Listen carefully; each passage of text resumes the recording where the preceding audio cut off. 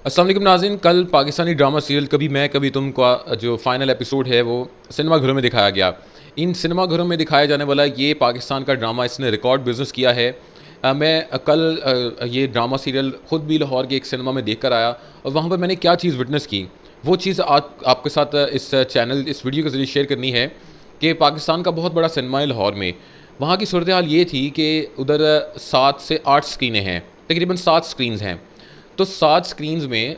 एक दिन पहले यानी कि 4 तारीख तक कोई ऐसी सूरत हाल नहीं थी। सिर्फ 3 शोज़ रखे गए थे कभी मैं कभी तुम के। लेकिन एक दिन पहले ही इतनी ज़्यादा टिकट्स की डिमांड हुई कि सिनेमा मालिकान को, ख़ास तौर पे लाहौर के उस सिनेमा मालिक को, जो पाकिस्तान का सबसे बड़ा सिनेमा है जहाँ पर स्क्रीन्स की तादाद 7 है, वहाँ पर दीगर तमाम फ़िल्मों को हटाना पड़ा और कभी मैं कभी तुम की जो स्क्रीन्स हैं उनकी तादाद बढ़ानी पड़ी। हालात इस हद तक पहुँचे कि बुकिंग इससे ज़्यादा हो रही थी कि 5 तारीख को यानी कि 5 नवंबर को लाहौर के पाकिस्तान के उस सबसे बड़े सिनेमा में टोटल 7 स्क्रीनों पे कभी मैं कभी तुम का जो लास्ट एपिसोड है वो दिखाया गया। यानी कि कल सिर्फ कभी मैं कभी तुम ने पाकिस्तानी सिनेमा घरों पर राज किया और ऐसा राज किया कि बुकिंग मुकम्मल होने के बावजूद लोग उसकी बुकिंग के लिए आ रहे थे और उन्हें जिन लोगों को टिकट नहीं मिली वो मायूस वापस लौटे। लेकिन फ़िल्म ड्रामा देखने वालों ने इस ड्रामा सीरियल की एंडिंग को बड़ा ज़बरदस्त करार दिया, क्योंकि उससे पहले हम देख रहे थे कि लोग यही प्रेडिक्ट कर रहे हैं कि शायद एंडिंग में फ़हद मुस्तफ़ा को मार दिया जाएगा या वो मर जाएगा। लेकिन जैसे कि प्रीवियस ड्रामास में हुआ और लोगों ने ये प्रिडिक्शन कभी मैं कभी तुम के मुतल्लिक भी की थी। लेकिन इसकी एंडिंग बड़ी हैप्पी एंडिंग हुई, दोनों मिले और लोगों ने इस हैप्पी एंडिंग को काफ़ी अच्छा करार दिया। कई लोगों से हमारी बात हुई, उन्होंने मुख्तलिफ कैरेक्टर्स के बारे में बात की कि पाकिस्तान जो ड्रामा में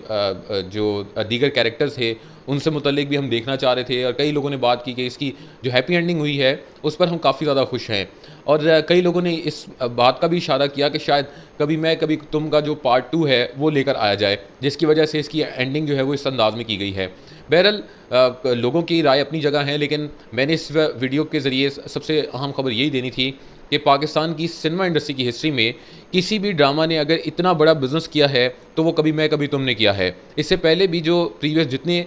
कभी मैं कभी तुम के एपिसोड्स दिखाए जा रहे थे वो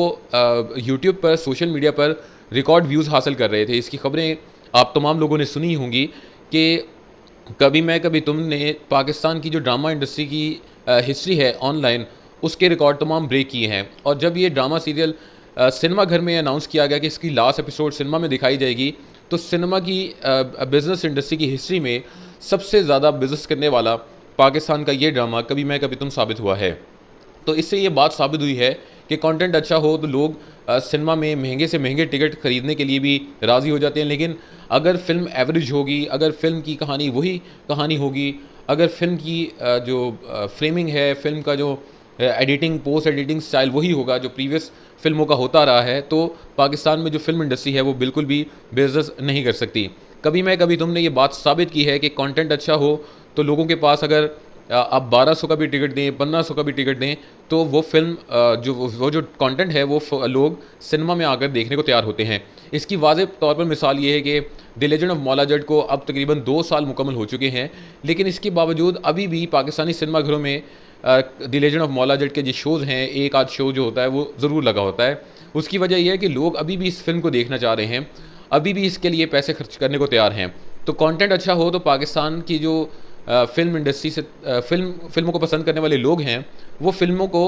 सिनेमा में आकर ज़रूर देखेंगे, बिज़नेस करवाएंगे फ़िल्मों को। लेकिन अगर फ़िल्में आप एवरेज बनाएंगे, फ़िल्में ड्रामों के स्टाइल में बनाएंगे, फ़िल्म के स्टाइल में नहीं बनाएंगे, तो होगा यही कि 2 दिन बाद सिनेमा मालिकान को उन फ़िल्मों को सिनेमा से हटाने पर वो मजबूर होंगे और फिर वही प्रोड्यूसर, डायरेक्टर, एक्टर्स मीडिया पर आकर या सोशल मीडिया पर आकर ये शिकायत करते हुए नज़र आते हैं कि हमारी फ़िल्मों को उतार दिया गया है। कभी मैं कभी तुमने कल जिस अंदाज़ में बिज़नेस किया है, ये पाकिस्तान की ड्रामा इंडस्ट्री जो कि सिनेमा में आकर अपना बिज़नेस कर रही है, उसका रिकॉर्ड मेरे मुताबिक आइंदा आने वाले कई बरस तक तोड़ नहीं पाएगी। तो उम्मीद करते हैं ये फ़िल्म आइंदा आने वाले जो ड्रामा इंडस्ट्री है वो कभी मैं कभी तुम की कामयाब स्क्रीनिंग के बाद मज़ीद पाकिस्तान की ड्रामा इंडस्ट्री फ्लरिश करेगी और इसी के बलबूते पर जो सिनेमा इंडस्ट्री है पाकिस्तान की और फिर फिल्म इंडस्ट्री है पाकिस्तान की, वो भी तरक्की करेगी।